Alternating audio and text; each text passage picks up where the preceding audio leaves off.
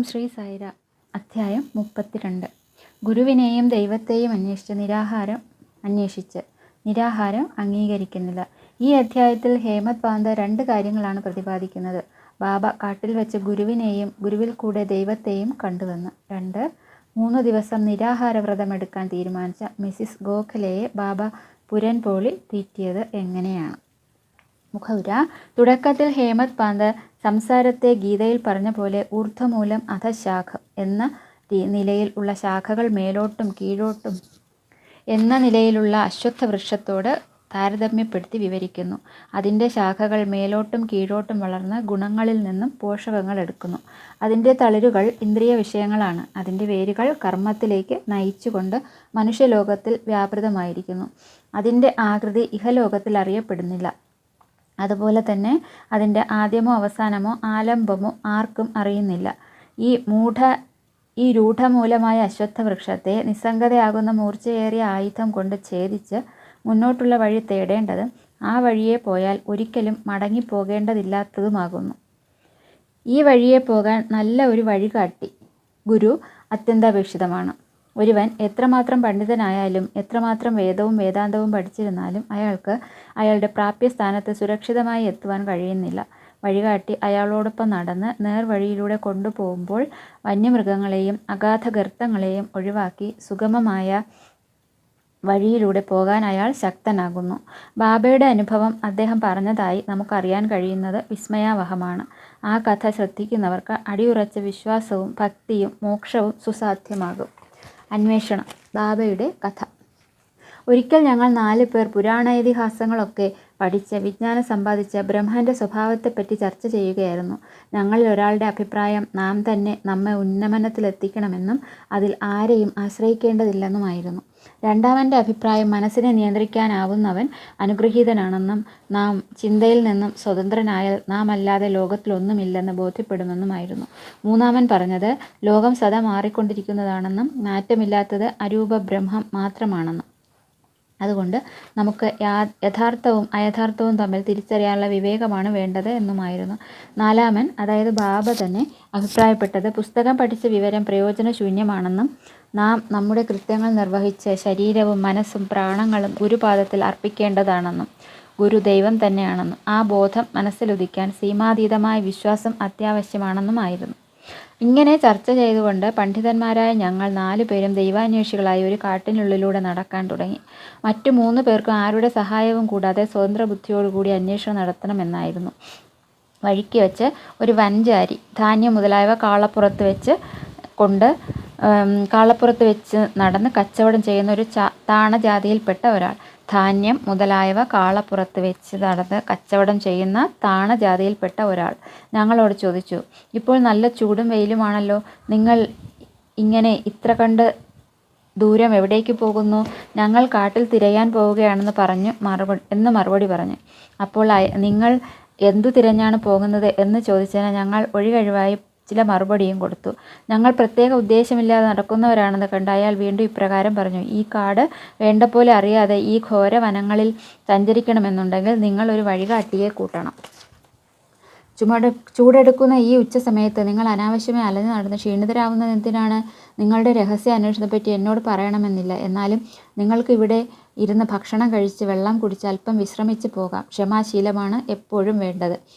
അയാൾ വളരെ ദയോടുകൂടിയാണ് പറഞ്ഞതെങ്കിലും അയാളുടെ അപേക്ഷ നിരസിച്ച് ഞങ്ങൾ പോവുക തന്നെ ചെയ്തു. ഞങ്ങൾക്ക് വേണ്ടത് ഞങ്ങൾക്കറിയാമെന്നും ആരുടെയും സഹായം ഞങ്ങൾക്ക് ആവശ്യമില്ലെന്നുമായിരുന്നു ഞങ്ങളുടെ വിശ്വാസം. കാട് വളരെ ഇടുങ്ങിയതും ചവിട്ടടിപ്പാത പോലും ഇല്ലാത്തതുമായിരുന്നു. കുറച്ചുകൂടി പോയപ്പോഴേക്കും വൃക്ഷനിബിഡത കൊണ്ട് സൂര്യരശ്മിക്കും കൂടി പ്രവേശിക്കാനാവാതെ ചുറ്റും ഇരുളടഞ്ഞതായി കണ്ടു. അങ്ങനെ ഞങ്ങൾ വഴി പിഴച്ച് പല വഴിക്കും വളരെ നേരം അലഞ്ഞു തിരിഞ്ഞു നടന്നു. അവസാനം ഭാഗ്യവശാൽ പുറപ്പെട്ട സ്ഥലത്ത് തന്നെ വന്നുപെട്ടു.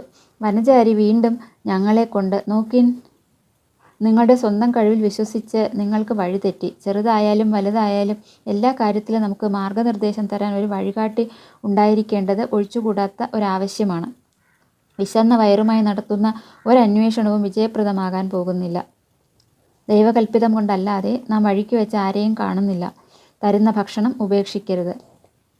വിളമ്പിയ പാത്രം തട്ടി നീക്കരുത്. ഭക്ഷണം കിട്ടുന്നത് വിജയസൂചനയായി കണക്കാക്കാം എന്നു പറഞ്ഞു. അയാൾ ഞങ്ങൾക്ക് ഭക്ഷണം തന്നുകൊണ്ട് ക്ഷമാശീലരും ശാന്തരുമായിരിക്കാൻ ആവശ്യപ്പെട്ടു. വീണ്ടും അയാളുടെ ആതിഥ്യം ഇഷ്ടപ്പെടാതെ ഞങ്ങൾ അവിടുന്ന് പോയി. യാതൊരു ഭക്ഷണവും കഴിക്കാതെയും യാതൊരു അന്വേഷണവും നടത്താതെയും ദുർവാശിക്കാരായ ഞങ്ങളിൽ 3 പേർ പോകാൻ തുടങ്ങി. വിശപ്പും ദാഹവും സഹിക്കവയ്യാത്ത ഞാൻ വനചാരിയുടെ സ്നേഹപൂർവ്വമുള്ള പെരുമാറ്റത്തിൽ ആകൃഷ്ടനായി. ഞങ്ങൾ പണ്ഡിതന്മാരാണെന്ന് സ്വയം വിശ്വസിച്ചിരുന്നുവെങ്കിലും ദയാദാക്ഷിണ്യം എന്തെന്ന് ഞങ്ങൾക്കറിഞ്ഞുകൂടായിരുന്നു.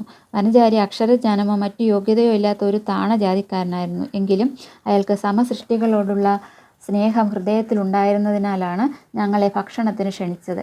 ഒരു പ്രത്യേക നേട്ടത്തിനുമല്ലാതെ മറ്റുള്ളവനെ സ്നേഹിക്കുന്നവനാണ് ജ്ഞാനി എന്നും അയാളുടെ ആതിഥ്യം സ്വീകരിക്കുക ആണ് വിജ്ഞാന സമ്പാദനത്തിലുള്ള നല്ല തുടക്കമെന്നും ഞാൻ തീരുമാനിച്ചു. അങ്ങനെ ബഹുമാന പുരസ്സരം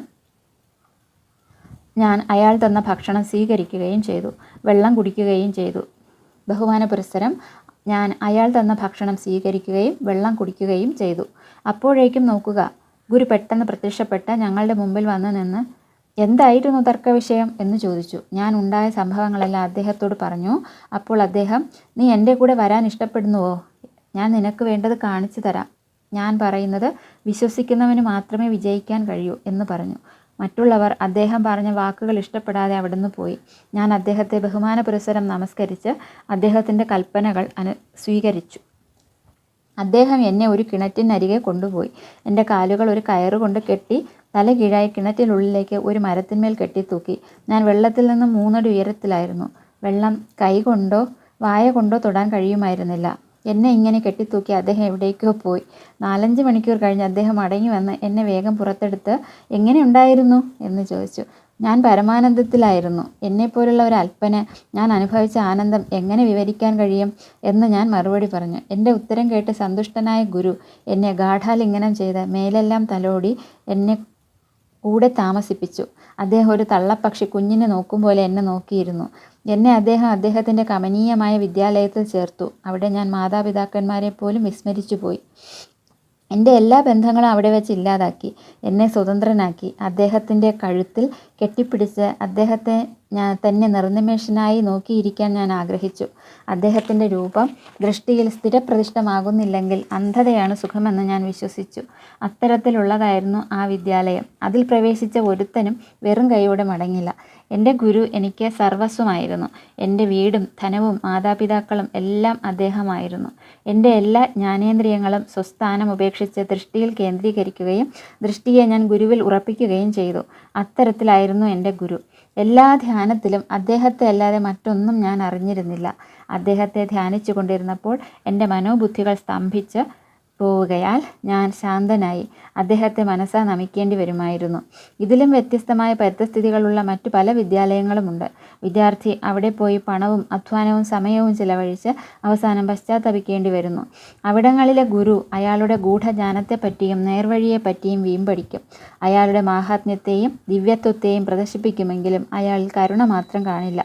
അയാൾ കണ്ടമാനം പ്രസംഗിക്കും, ആത്മപ്രശംസ നടത്തും. പക്ഷേ അയാളുടെ വാക്കുകൾ ശിഷ്യൻ്റെ ഹൃദയത്തിൽ തട്ടുകയോ ശിഷ്യന് അവയിൽ വിശ്വാസം ജനിക്കുകയോ ചെയ്യുന്നില്ല. ആത്മാനുഭവമാണെങ്കിൽ അയാൾക്കൊട്ടില്ല താനും.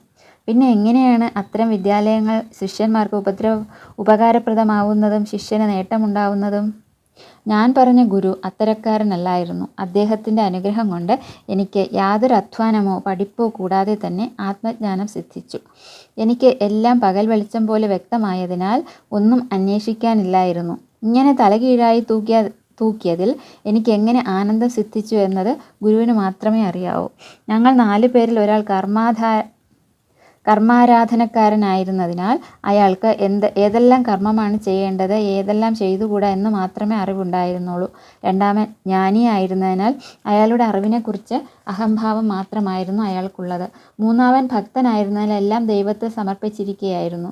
ഇവർ ചർച്ച തുടങ്ങി വെച്ചപ്പോൾ ദൈവത്തെപ്പറ്റി തർക്കം പൊന്തി വന്ന് അവർ ദൈവത്തെ ആരുടെ സഹായവുമില്ലാതെ അന്വേഷിക്കാൻ തുടങ്ങിയതായിരുന്നു.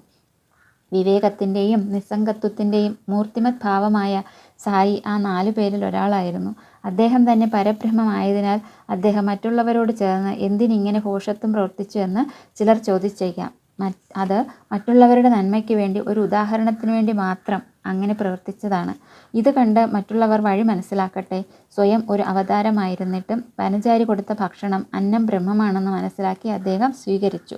വനചാരി കൊടുത്ത ഭക്ഷണം സ്വീകരിക്കാത്തവരുടെ കഷ്ടത മനസ്സിലാക്കി തരുന്നതോടൊപ്പം ജ്ഞാനസമ്പാദനത്തിന് ഗുരു അത്യന്താപേക്ഷിതമാണെന്ന് അദ്ദേഹം നമ്മെ പഠിപ്പിച്ചു. തൈത്തിരീയ ഉപനിഷത്ത് മാതാ പിതാ ഗുരു എന്നിവരെ പൂജിക്കാനും വേദങ്ങൾ പഠിക്കാനും പറയുന്നുണ്ട്. ഇതെല്ലാം മനഃശുദ്ധി ഉണ്ടാക്കാനാണ്. മനഃശുദ്ധി ഇല്ലാത്തവർക്ക് ആത്മവിജ്ഞാനം അസാധ്യമാകുന്നു. മനോബുദ്ധി അഹങ്കാരങ്ങളൊന്നും ആത്മനിലയിലെത്തുന്നില്ല. തെളിവുകളോ പരിശോധനകളോ അനുമാനങ്ങളോ നമ്മെ ഇതിൽ സഹായിക്കുന്നില്ല. ഗുരുവിൻ്റെ അനുഗ്രഹം മാത്രമാണ് കണക്കിലെടുക്കാനുള്ളത്. ധർമാർത്ഥ കാമങ്ങളെല്ലാം അധ്വാനം കൊണ്ട് ലഭ്യമാകുന്നവയാണ്. പക്ഷേ നാലാമത്തെ ഉപാധിയായ മോക്ഷം ഗുരുവിൻ്റെ സഹായം കൊണ്ട് മാത്രമേ ലഭ്യമാകൂ. ശ്രീ സായിനാഥൻ്റെ ദർബാറിൽ പലരും വന്ന് അവരുടെ കടമകൾ നിർവഹിക്കാറുണ്ട്. ജ്യോത്സ്യന്മാർ ഫലം പറയും. രാജാക്കന്മാരും പ്രഭുക്കന്മാരും സാധാരണക്കാരും പാവങ്ങളും സന്യാസിമാരും യോഗിമാരും സംഗീതജ്ഞന്മാരും മറ്റു പലരും ദർശനത്തിനായി വരുന്നു. ഒരു യോഗി വന്ന് നമസ്കരിച്ച് സായിയാണ് യഥാർത്ഥ മാതാപിതാക്കൾ എന്നും ജനന മരണങ്ങളിൽ നിന്ന് മോചിപ്പിക്കാൻ മറ്റാരുമില്ലെന്നും പറഞ്ഞു. പലതരം കളിക്കാരും നാടകക്കാരും നാട്യക്കാരും അന്ധന്മാരും മുടന്തന്മാരും മറ്റു പലരും അവിടെ വന്ന് ഓരോരുത്തർക്കും അനുയോജ്യമായ വിധം സ്വീകരിക്കപ്പെടുന്നു.